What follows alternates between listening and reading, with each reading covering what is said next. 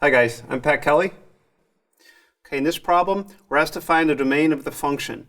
And as we're learning here, this concept of domain are the values for the variable that you're allowed to put into the function. And I hope that's making sense to you. Sometimes it's easiest to understand by thinking of what you're not allowed to plug into the variable, into the function. What variables are you not allowed to plug in? And that really comes down to two things, two no-nos, two big taboos in mathematics. Division by zero, and also square roots of negative numbers, or fourth root, or sixth root, or any even indexed root. And even at that, that's only if we're working within the realm of real numbers, which we are. So whenever we're asked for domain, think, I cannot have division by zero, and I cannot have negatives under a square root, or fourth root, or sixth root. Okay? Now in this particular problem, the first issue is not an issue. Division by zero is not going to happen because I don't have division. So I can't show you that, but if I could help you out with some of your future problems you'll work on, if you ever see division where there's a variable expression in the denominator, you need to make sure that no value of the variable is put in such that that denominator is zero. If you find any values like that, they need to be excluded from your domain. Okay?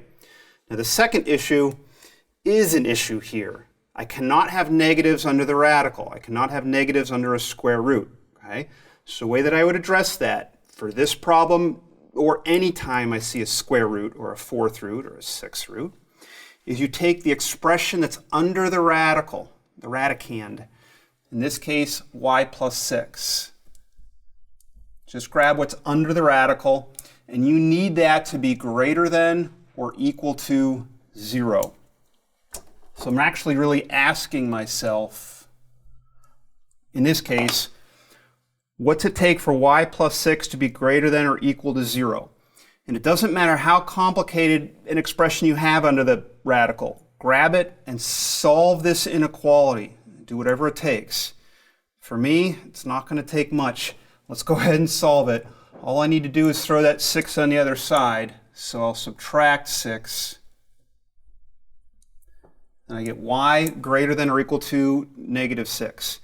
And so what I've told myself here then is that if y is greater than or equal to negative 6, you will not have a negative under the radical, and so everything's going to be good, which means my domain should be just these values, y greater than or equal to negative 6. Let's put a finishing touch on this and say domain. And if we like our answers in interval notation, I'm going to go from negative 6 up through infinity. This is an or equal to, so I'll put that square brace here, and you always have the rounded parenthesis on an infinity, and so you're done. Okay? All right, hope that helps, and make sure you practice some more on your own. All right?